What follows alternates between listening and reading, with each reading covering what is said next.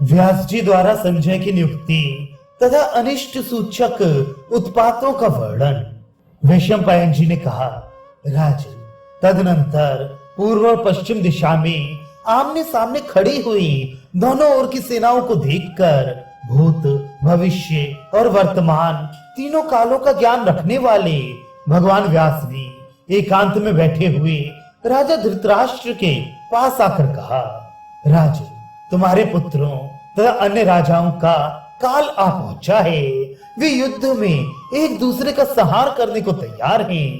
बेटा, यदि तुम इन्हें संग्राम में देखना चाहो तो मैं तुम्हें दिव्य दृष्टि प्रदान करूं।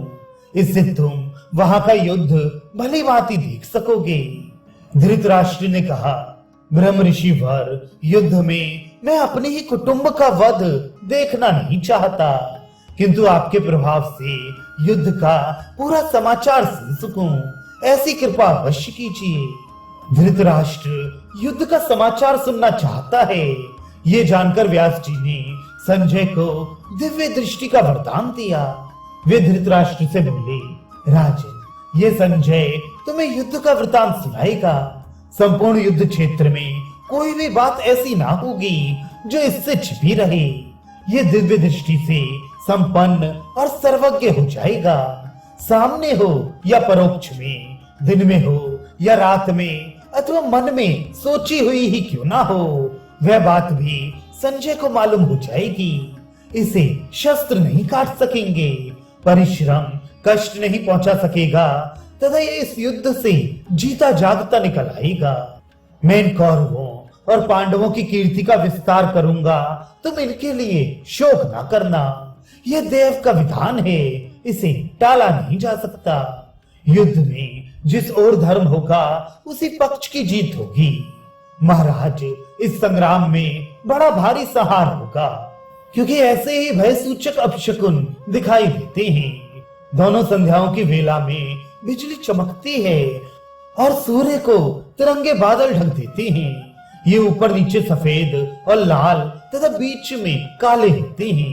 सूर्य, चंद्रमा और तारे जलते हुए से दिखते हैं। दिन रात में कोई अंतर जान नहीं पड़ता। यह लक्षण भय उत्पन्न करने वाला है। कार्तिक की पूर्णिमा को नील कमल के समान रंग वाले आकाश में चंद्रमा प्रवाहीन होने के कारण कम दिखता था। उसका रंग अग्नि के समान था। इससे यह सूचित होता है कि अनेकों शूरवीर राजा और राजकुमार युद्ध में प्राण त्याग कर पृथ्वी पर शयन करेंगे। प्रतिदिन सुअर और बिलाव लड़ते हैं और उनका भयंकर नाद सुनाई पड़ता है। देव मूर्तियां कांपती, हंसती और रक्त वमन करती हैं तथा अकस्मात पसीने से तर हो जाती और गिर पड़ती हैं। जो तीनों लोकों में प्रसिद्ध है, उस परम साध्वी अरुंधति ने इस समय वशिष्ठ को आगे से पीछे कर लिया है। शनिश्चर रोहिणी को पीड़ा दे रहा है। चंद्रमा का मृग चिन्ह मिट सा गया है। इससे बड़ा भारी भय होने वाला है। आजकल गौओं के पेट से गधे उत्पन्न होते हैं, घोड़ी से गौ के बछड़े की उत्पत्ति होती है और कुत्ते गीदड़ पैदा कर रहे हैं। चारों ओर बड़ी जोर की आंधी चलती है। धूल का उड़ना बंद ही नहीं होता। बारंबार भूकंप होता है। राहु सूर्य पर आक्रमण करता है। केतु चित्रा पर स्थित है। धूमकेतु पुष्य नक्षत्र में स्थित है। यह महान ग्रह दोनों सेनाओं का घोर अमंगल करेगा। मंगल वक्री होकर मघा नक्षत्र पर स्थित हैं। बृहस्पति श्रवण नक्षत्र पर हैं और शुक्र पूर्वा भाद्रपदा पर स्थित हैं।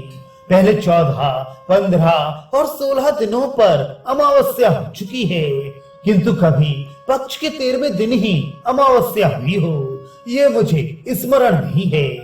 इस बार तो एक ही महीने के दोनों पक्षों में त्रयोदशी को ही सूर्य ग्रहण और चंद्र ग्रहण हो गए हैं। इस प्रकार बिना पर्व का ग्रहण होने से ये दोनों ग्रह अवश्य प्रजा का संहार करेंगे। पृथ्वी हजारों राजाओं का रक्तपान करेगी। कैलाश, मंदराचल और हिमालय जैसे पर्वतों से हजारों बार घोर शब्द होते हैं। उनके शिखर टूट टूट कर गिर रहे हैं।